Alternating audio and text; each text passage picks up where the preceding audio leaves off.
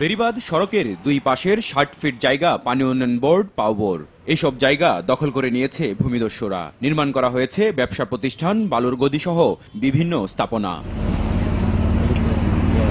কেউ কেউ এই দখল প্রক্রিয়ার কৌশল হিসেবে বেছে নিয়েছে অভিনব পদ্ধতি।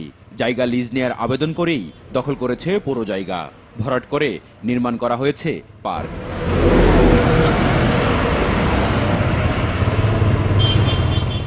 ওরা করতেছে আইনাল ভাইরা, আইনাল ভাই না আসে নাই। এই যে মাছের খামার আছে হেরা মনে করেন আইলেই সব হয়ে যেত। এটা তো নিয়ম নাই, কিন্তু করতেছে।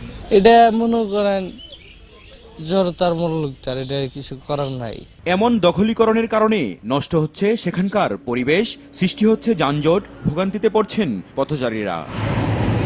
গাড়ির কারণে গাড়ি বালুগুলোর বেশি ওড়ে, এইগুলো মানুষের চোখে লাগে, মুখে লাগে, যে সমস্যা হয়। এটা ঠিক না, কারণ এটা রাস্তার পাশে, এটা নির্দিষ্ট জায়গা করা উচিত। পার্ক রেস্তোরাঁর মালিকদের দাবি, তারা এই জায়গা ভাড়া নিয়েছেন। পুলিশ ও পানি উন্নয়ন বোর্ডকে ম্যানেজ করেই সব চলে। এটা সে করছিল অফিস বানানোর জন্য, পরে সে আবার শুনছিলাম দোকান বানাবে, পরে কাজ বন্ধ রাখছে।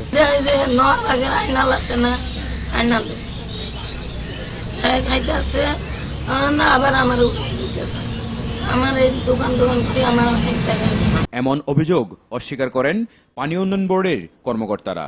আমি কেমন উঠাবো? আমি তো তাদের নোটিশ করছি, আইন শৃঙ্খলা রক্ষাকারী বাহিনীকে জানাইছি, ডিসি অফিসে লিস্ট দিছি, আপনার উচ্ছেদ প্রক্রিয়া দিন আছে। এখন এটা উচ্ছেদ করতে গেলে তো অনেকগুলা স্টেপ প্রয়োজন হয়, ৮-১০টা সংস্থা একত্র, পুলিশ অ্যাভেলেবল পাইতে হবে, তো এগুলা সম্মিলিত হবে, না হলে হয় না।